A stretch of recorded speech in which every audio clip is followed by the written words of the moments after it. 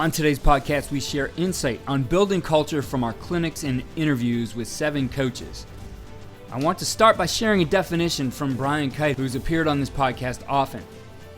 Culture is the belief and behaviors that create the outcome. It's the experiences that can be felt by everyone involved in your organization. With that in mind, we focus on what these coaches share specifically in that regard. Culture is a buzzword used not only in sports, but in any place you have a team of people working together today. It seems that there are many intangible aspects of it, but as you will hear, the culture you create can be seen in the actions of the people in your organization, both on and off the field. There's no single way to do it, but the outcome definitely can be seen and evaluated for its effectiveness and success, and that goes beyond the wins and championships. We start with one of the best to ever do it, the head coach of Alabama, Nick Saban. It's process, and he shares the keys to it in this Q&A I did with him for the Louisiana Football Coaches Association Clinic. The biggest thing that we do is, we're a process-oriented organization. People look at me sometimes when I say, outcomes are a distraction. We want to focus on what we need to do to get the outcome. Like if you walk around our building at Alabama, you'll see no signs that say win the SEC championship. You'll see no signs that say win the national championship. There is one sign that says be a champion. And then there's a pyramid of what it takes to be a champion. You got to be a team player. Together, everybody accomplishes more. People have to respect and trust in the principles and values of the organization, and they got to respect and trust in each other, and they got to be accountable to each other. There's a responsibility and obligation that every individual has on the team, not to me, but to themselves and to each other. And if they're going to be trusted by their teammates, they have to do their job and they have to do it well. Second part of that is you got to be positive. To me, body language is negative body language kind of brings everybody down. Positive body language, having energy, enthusiasm, being positive in your work, helps you create more value for yourself, helps you improve, but it also affects the people around you in a very positive way. So we don't like negative people. We don't like people who judge what we do, like why we practicing today, why we doing fourth quarter program. I don't want to hear that.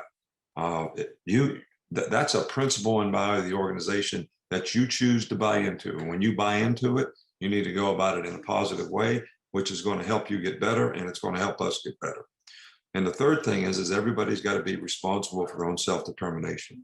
That's all about accountability. If you're going to be a professional someday, you got to be responsible. Somebody's going to define an expectation. Somebody's going to define a standard, and you got to be accountable to it. And if you're not, they're going to fire you and get somebody else. So it's no different on our team. So everybody needs to learn how to do that. And we define that. We define the expectation for our players personally, academically, and athletically. And we define the expectation of what we expect them to do and the standard we expect them to do it to. And that helps them be successful.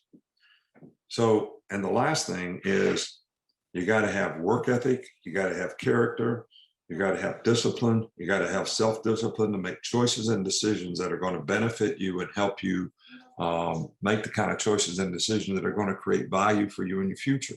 You got to have perseverance. You cannot be a great competitor if you don't have perseverance and you can't overcome adversity. So pride in performance, being the best player you can possibly be, reaching your full potential. These are all things that give players great self-gratification. So that's what it takes from a culture standpoint to be a champion. And that's what we try to promote with our players. We don't even talk about winning the game. We talk about dominating the competition. Again, it's one play at a time for 60 minutes in the game. There's no scoreboard. There's no external factors that are going to determine how I play and how I compete and how I perform. And I tell players all the time, when I was in the NFL, they used to make me a cut-up of you. And I watched how you play. I didn't know the score of the game. So are you playing different when we're 14 points behind? Are you playing different when we're 14 points ahead? So there is no scoreboard. You should try to be the best player you can be and dominate your box every play that you play, because that's what I'm going to look at. That's what you're going to get evaluated on. No, and nobody, I didn't even know who you're playing against. So does that mean if we're playing a good team, I play really good, but when we're playing a bad team, I don't play very good? So your standard should not be determined by some external factor, which includes who's the competition, because it's all about you being the best version of yourself, being the best competitor, playing your best all the time. And you have to train yourself to be able to do that. You know, you got to be in great condition, or you're not going to be able to sustain your effort, not going to be able to sustain your toughness, and not going to be able to mentally stay focused on what you need to do, because when you get tired, you're going to lose focus and make mental errors. So all these things create value, but these things are all talking about what you control, what you can do to help your team be successful. You know, everybody says there's no I in team, but there is an I in win. And that's the individuals that make the team what it is. So you got to define the expectation for what you expect the players to do. And then you surround them with the best people to help them do that. And then doing that, you're creating a culture of accountability, which helps them be the best version of themselves. Look, everybody's got to have a vision for what they want to do. Everybody's got to know what they have to do it, but they have to have the discipline to execute it every day. And this is where people struggle. They struggle the most at this part of it. And I'm not talking about the sign on the wall that says disciplines do what you're supposed to do, when you're supposed to do it, the way it's supposed to get done, do the right thing, the right way, the right time, all the time. Those are great definitions of discipline, and leave every one of those signs up. I'm talking about self-discipline. Comes down to two questions. We make hundreds of decisions every day that come down to two questions. Here's something I know I'm supposed to do that I really don't want to do. Can you make yourself do it? Over here, there's something you know you're not supposed to do, but you want to do it. Can you keep yourself from it? If you can make those choices and decisions the right way, you're always going to stay on the path of being able to do the things you need to do to accomplish the goals that you have. It's how you have to edit your behavior to accomplish the goals that you have. You can't just do what you feel like doing. You got to choose to do the things you need to do to accomplish the goals that you have. So in a nutshell, that's kind of how we try to do it. Hall of Fame coach and retired Kansas head coach Bill Snyder built a strong culture for the Wildcats, but it was one in which he had to change the experience completely for his players. He shares what it was like at the beginning and how they changed it. Well, that's interesting. I can only relate back to when I first came to Kansas State University from the University of Iowa. And it takes me back to the very first meeting that I had with the players in the program. That was when you could have 95 on scholarship, and we had 47 players that were on scholarship at the time. That was it. Wow. And I remember the first meeting with them, and I just wanted to introduce myself and tell them about me, and then I wanted to hear about them. As I shared with them, I didn't really want to talk about football, but just wanted to get to know them. And I was really taken back. It's almost as though it was yesterday.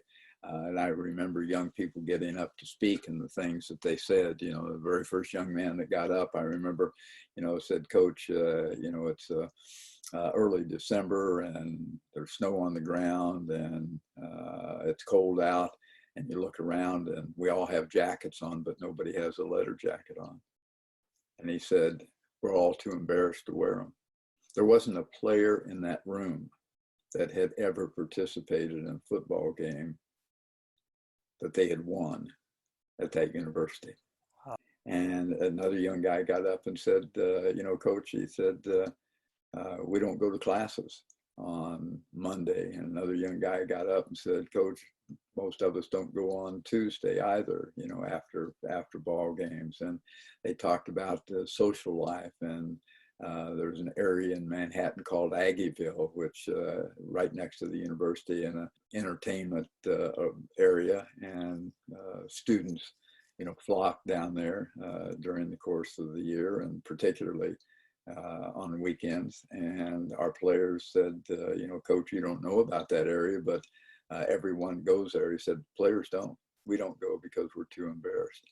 And that was the culture at that time, which was the question. And I had to leave town right after that meeting, but everything that was said was just so vivid in my mind. And I called back and I had them do some research on the GPAs of the players in the program from the time they entered the university until that moment. And every single individual GPA had deteriorated during that period of time, every single one of them. And what I realized at the time was that environment had dramatically impacted, the personal lives, the social lives, the family lives, the academic lives of all those young men. So the culture, in a very negative way, had dramatically impacted their lives. And I shared with the player, just to indicate the kind of culture we created or tried to. I shared with our players after a short period of time that I was there and got to be around them. I took them out. I'll tell you how I did it. I took them out on the football field in the stadium one day and had the scoreboard turned on. And I got them all together and I pointed to the scoreboard and I said, I am not going to assess you based on what it says on that scoreboard. Said, but I will assess you based on your capacity to be committed to improvement every single day that we're together. Improvement in all areas of your life. Improvement in all priorities of your life. Your faith, your family, and being the best person, being the best student, and being the best football athlete you can be. And that was the essence of what we tried to establish. And it was, as much as anything, it was one of those values, which is daily improvement, finding a way to get a little bit better every single day of our lives.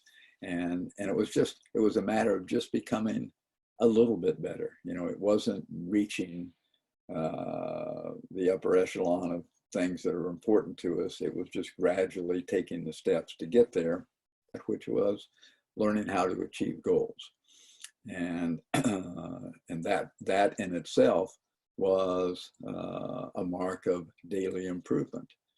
And I used to, part of the process again, I would have our coaches, when they would have meetings with their players, identify, those things that a player wanted to improve upon. Number one, what do you want to improve upon? Number two, how are you going to go about doing it?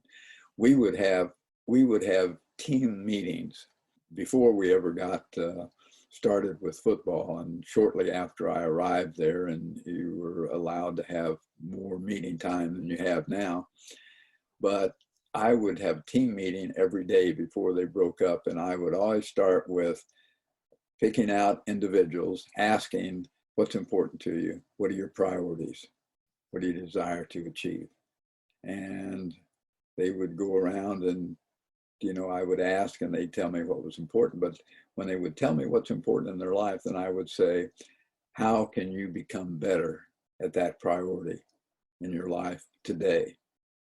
And we did it every single day. And they, at first they were hesitant and really thought that, hey, this guy's crazy and he's not talking about football and this will go away in a short period of time. But I'm pretty persistent and it didn't. And pretty soon they got invested in it. And so every day we'd have those sessions and a young man would tell me something that he was that was extremely important in his life, and either at that point in time or in the future, and what he could do in order to improve in that area. And it's kind of like with football, just the nature of technical football. I would have our coaches have each player in their meetings each day before a practice session define what each individual wanted to improve upon. And after practices, we had, this was back many sets of facilities ago, but we had 2 doors to the locker room. And I would have the assistant coaches stand at one door, and I would stand at the other door and have all the players come out the door I was standing at. And I would stop each one and I would ask the question, what were you to improve upon today? What was it that you decided you wanted to get better at today? And did you? And if you did, how did you do it? And if you didn't, what are we going to do about making sure that you do? And that happened every single day. And so, it ingrained that culture of daily improvement. And the interesting thing is, you look at, they only won one game the first year, but it was one more than they'd won in their careers there. And the next year they won 4, then they won 5, then they won 7, then they won 9, then they won 10, then they won 11, then they won 11, then they won 11, then they won 11, etc. And so it wasn't something that just rose out of the sand like Las Vegas. It was just gradual improvement. And it was a great example. We were so fortunate. It was a great example of what just a little bit of improvement each and every day can lead to over a period of time, and kind of sold the message. So that was our culture. Sean Lewis, now the offensive coordinator for Coach Prime at Colorado, created a culture at Kent State University, which he called Flash Fast Culture. It was built behind a mindset which he referred to as Be the Alpha. In this segment from the Southern California Football Coaches Association Clinic, Coach Lewis defines culture, talks about how behavior becomes habits that build culture, and finally touches on the Be the Alpha mindset. The meat and potatoes of all this. I want to make sure that I don't assume anything and that we're all kind of talking the same language. I'm a journalism major, so words mean things to me. And I think a lot of things that we're going to talk about, and maybe even the title of this, right, culture, gets thrown out a bunch in our industry right now. And I want to make sure that we kind of define some things so that, again, we're talking the same language and that we all know where we're going with this and what I mean by what I'm saying. So first and foremost, when we say culture, okay, to me and our Flash Fast family, this is what drives the habits of our family members when no one's around. So as leaders, as the coaching staff, we need to implement this culture. We need to create this culture. And then it's truly what our kids look like, what they feel like, and what they act like day in and day out when we as coaches are not around them, okay? We got to know and understand that the work ethic that is required to achieve anything of greatness, anything of value, okay, it's going to require a ton of work. To have an elite championship level culture, to build a culture where you win the first bowl game in the history of a program, that takes a ton of work and it takes a ton of alignment, and you need people around you that you can trust and that are going to work with you day in and day out. And then when you've created it, then you need to have energy, you need to have the work ethic to sustain it. And then when you are sustaining it, you need to be able to protect it day in and day out. This is very dynamic, and everything that everyone does within your program to create this culture, to sustain this culture, to protect this culture, they need to know that the work that is required is extremely high, and that's the standard for everyone that is involved, okay? And then when we talk about leadership, all right, leadership occurs at each and every single level within your program, within your organization, within your family. All right, our Flash Fest family, as we call it, that we empower everyone as soon as they become a part of our family,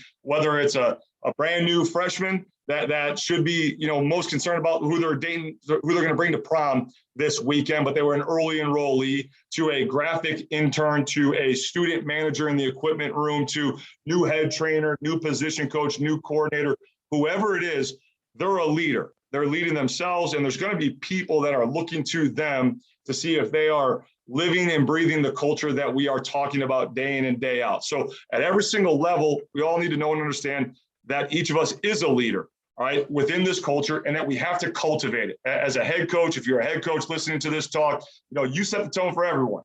You can't say one thing, do another, and to where your actions and your words do not align, obviously, okay? For the coordinators, all right, you have to coordinate and you have to lead and set the tone for your units. For the position coaches, right? You need to set the tone for your groups, obviously. The captains, the players, they set the tone for everyone in the locker room. The juniors and the seniors, they need to set the tone for the sophomores and the freshmen. And obviously at the high school level, if you're the freshman or you're the sophomore and you just left the feeder program, 7th, 8th grade middle schoolers, they're going to be the leaders in the community for those kids that are ultimately going to be coming into your culture that you're creating, okay? Also, in terms of not wanting to assume anything here, all right, it's important the things that we're going to talk about tonight. These aren't all original ideas. I've been fortunate to be around some great people. Really, the rubber hits the road, all right, is day in and day out with our daily habits, okay? So this quote really kind of resonates it for us, and we review this at the start of every single phase, all right, of what we do, whether it's winter conditioning, spring ball, summer conditioning, which is right around the corner here for us, training camp, the season, bowl prep, etc. All right, the importance of daily habits. Because at the end of the day, guys, champions do not become champions on the field. They become recognized on the field. They become champions because of their daily routine and the commitment to excellence. Players and coaches do not decide their future. Players and coaches decide their habits, and those habits decide their future. We can control our habits. We can't control our outcomes. So instead of dwelling on being a champion, we need to have laser focus on the things that we need to do each day, moment to moment, to control our habits that will ultimately decide our future. And if the future outcome isn't what we thought it was going to be, and simply put, guys, our habits and where we're at aren't good enough to earn the outcome that we're chasing, okay? So that is crucial for our culture. That is a crucial understanding, especially with the generation of kids that we are coaching, to where at any moment, if they want something, they can grab this phone and they can get Chipotle right now. And it doesn't matter. It's instant gratification. What they want, when they want it, how they want it, instantly. We all know life and ball doesn't work that way.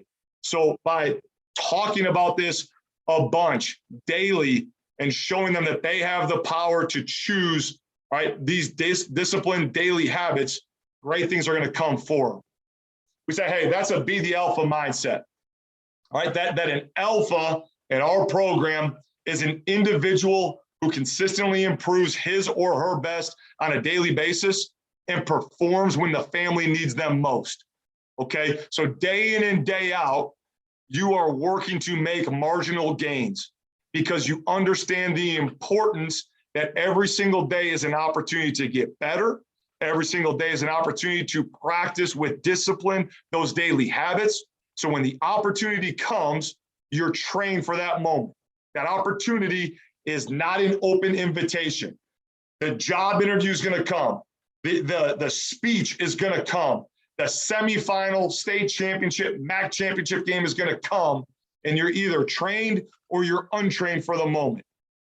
If you have a be the alpha mindset, that every single day you're going to be the one to get the job done, that you're going to be the one that we can count on and improve your best on a daily basis and perform when we need you most, then you're someone that we can truly call an alpha and someone that has wholeheartedly embraced our culture here in Northeast Ohio with our Flash Pass family. Buffalo State head coach Lazarus Morgan was the defensive coordinator for some very successful small college programs and is now tasked with resetting a culture at Buffalo State. He explains his approach to building a new culture in a program. You know, my big thing is I like to reset the culture everywhere I go and get the culture exactly where I want it as a standard for our program. In the past, it's been the standard for our defense. Now as a head coach, it'll be the standard for our program. But that's my biggest thing is kind of being who I am, letting my true characteristics come out, and players tend to gravitate to me, and then letting that spread throughout our program, a lot of positive energy, and then let's reset the culture. And then once we get the culture where it is, the wins will follow. Looking at the culture that you're going to set here, what are the pillars that will be the foundation of the Buffalo State Bengals football program? We're looking for young men who are going to be accountable. The best teams that I've been on, the championship level teams, you know, on the really good teams, the coaches hold the players accountable. On the championship level teams, players hold each other accountable. And that's what we're going to aspire to be. We need to establish a we over me culture, right? We need to have guys lose themselves in a football team. If it's just about playing time and if that's the only positive experience that players are going to have, we're only going to have 22 families that are really happy with us, right? 11 starters on offense, 11 starters on defense. So we need to do something to create a culture where everybody is invested in the program and they want to be a Bengal. Everybody wants to be a part of it.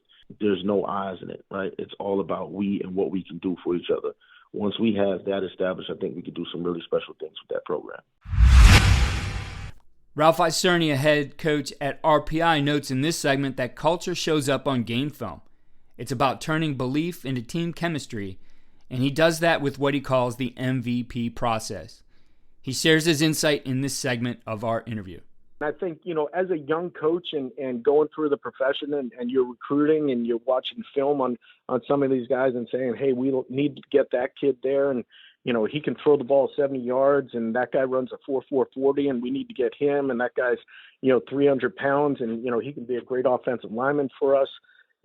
I think as a young coach, you're so consumed by the biology, right? You're a big believer in biology. And when, I think the maturation process is turning that belief into more chemistry. So we're a huge believer in the chemistry of a team, and I think that's one of the things that get asked about. Hey, how were you able to turn it around? How were you able to build that program? How do you have those guys that are playing hard for you every single down? One of the greatest compliments I think that I've ever heard was from a rival coach. In pregame, you have that pregame talk at the 50-yard line, and usually not a whole lot is being said. It's a lot of small talk and all that stuff. And you say, Coach, I really enjoy watching your team on film. Really enjoy watching them play. They play hard for each other. And, I wish I could have said the same thing about his team. But really appreciate the compliment. I think that speaks volumes about the guys that we have on our team. And, building your brand and what you stand for and what you're all about. I think as a coach, you need to figure out that, unfortunately you do get judged by the wins, the winning percentage, the wins and losses. But you can't focus on the win. You got to focus on the process of how to get to the win. And, some of the things that some of the coaches ask me is, hey, what's that brand? What is that process that you have gone through? Just like you're asking here, it's what do you believe in? What do you stand for? And what are you all about? And I think those are things that if you're a program of character, if you're a program of substance, it's not just the wins and losses, because if we're just judged by wins and losses, the greatest coach of the modern era in Division I football, Nick Saban, he won the national championship 7 times in close to about 40 years. And that's a less than 15% win percentage, which is probably one of the best in the history of football. But there's only one team that wins the national championship in every level. And if you're going to gauge your success by winning a national championship, you're going to be disappointed a whole lot. So you need to figure out what kind of program that you want to be and, what your goal setting process is in order to become successful, in order to be that program of substance. And, having guys play hard for you and playing hard for each other and seeing that on the field, most of the time that will result in wins for you. So that's part of the process. That's the thing that we look at the most here. And I know, as you told me before we got going, your process, you call it the MVP process, which as you explained it to me, I think it's very simple. It's clear and concise to think about, but certainly a lot goes into it. Could you explain for our listeners the MVP process? Absolutely. That's so the MVP process, it frames our culture, frames our mission statement. So it's your mission, it's your vision, it's your principles. And your mission, that's who we are, and that's our mission statement. And then the vision is how we get there. How do we get to a championship program? How do we build champions on and off the field? How do we develop leaders so that not only are they leaders on our football team, but they're going to be leaders out in the workforce when they graduate? So how do we get there? And then your principles, what are you about? What are the pillars of your program? What are your non-negotiables that you have to have? What do you guys need to see from your team? We are built on excellence through the grind, and character, compete, together, and trust. Those are our principles that we not only talk about, but we live it every day. And that's part of our culture. And what we say is that if you're not talking culture every day, then you don't have one. And it's important for us, especially in these times where we don't have a chance to see our team and to give them a post-practice speech or give them a talk during our position meetings that you're seeing them in person. It's important for us to do that through the Zoom meetings and through text messages and emails and whatever platform we can use in order to keep talking that culture, because that's important. Because once you stop doing that, then that makes it seem like it's not important anymore. I had the opportunity to sit down with Carlos Lynn at the Texas High School Coaches Association Coaching School this past July. He took over the program at Cedar Hill after current Texas Tech head coach Joey McGuire moved on to the college level. For Coach Lynn, the small details are the behaviors his players need to develop, and he calls them the vital things.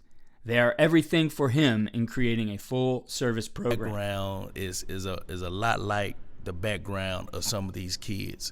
So I definitely understand some of the discipline and some of the structure that they need to have in order to really, survive in our world. And that's the bottom line. That's the ultimate goal, is to make sure that we are shaping and we're guiding our young men to be champions in life. And we say in all areas of life. So whatever it is that they're doing or want to do or going to become, then we want, through the game of football, to help them to be the best version of themselves through that.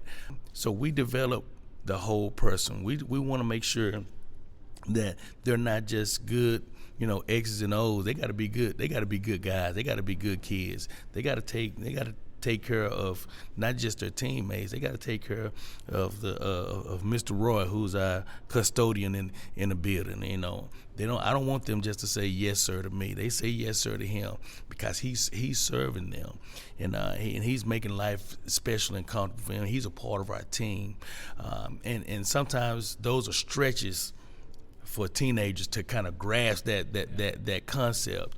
When you go down to the cafeteria and you get your tray for lunch, that lunch lady is yes ma'am, it's thank you for for taking care of us today. Those are just some of the little things that I think that we call them the vital things. People may say the details or the small things, but for a teenager, they treat those things like small things, that's nothing. So we call them vital things. If you lose a heart, you lose a lung, you can die. So we don't want those vital things to stack up and add up to be something that we can't handle. We want to take care of them at the root level, so that when it's time to operate, it's just like when we're doing routes on air. We want to bring the ball back high and tight. We don't want it to be loose. We're practicing ball security all the time. But, kids want to throw the ball back, roll. Those are vital things. We've lost football games because we didn't take care of the vital things. So those vital things not only are stressed inside the game, but outside of the game. And I really think that's kind of where we ratchet up a little bit, because our young men need to have that. We have a society that's microwave, that's likes a lot of coddling and a lot. We deal with tough love and getting them doing the right thing. So when it's called on in a ball game, it's kind of innate in everything that we do. We finished with a clip from Jason Negro, head coach of John Bosco in California. They're a perennial contender for a national championship. And he talks about how they create a competitive culture, and it's something that can be applied in any program. I think one of the things that we do best on in our program is we're constantly trying to compete. We're constantly trying to encourage our kids to be as competitive as possible. And I think that leads right into the reason why we schedule how we schedule, and the reason why we, play the teams that we play, in the summer and things like that, in terms of kind of our passing league schedule and what we're trying to accomplish there in the summer, is we're going to constantly try to push our kids to be competitive. And we want to do that at every single position across the board. And when you do that, I think you're just going to naturally just kind of build tougher, more rigid type, mindsets by these kids. And if you're able to do that at every single position, by the time that you step on the field, you're just going to competitively have a kind of an advantage over everybody that you're playing, just because you're mentally ready to go. And the culture that we have built at Bosco is, we tell our kids all the time that we want to be great, and not to be afraid to be great. We want to be elite. We want to be a national brand. We want to do all these things. Well, if you're going to, you can't just want to do them. You got to go out there and put yourself out there and have the opportunity to go do that. And that's something that we're going to continue to do. And I think our kids know that. And so when the kids graduate on, they're going to hold the ones behind them accountable and responsible to kind of continue that legacy on. And that's something that, has kind of built over the 10 years that I've been here, where we're kind of building this entire, class system of kids that kind of have all the same mindset, and they want to be as elite as they possibly can be. And that's one of the reasons why my kids choose to go to all these great colleges, and they don't just kind of settle on being in the West Coast. So it's a mindset, it's a culture, and it's consistency that we have been able to approach. And I think, starts at the top, and every single, staff member in my program, whether you're a coach or whether you're just part of the staff or the training or the academics or whatever is going on our campus, everybody has that same mindset. And that's the reason why we're able to accomplish it. I appreciate all the insight that all of our guests share in our interviews and clinics. There's definitely takeaways from what they do that can be implemented in any team, unit, or position group. And hopefully you leave with at least one idea that can help you this upcoming season. Enjoy the process. Be sure to check out all we're doing at coachandcoordinator.com. We have plenty of new interviews and clinics headed your way in the new year. Subscribe to our newsletter at coachandcoordinator.com for weekly recaps and updates.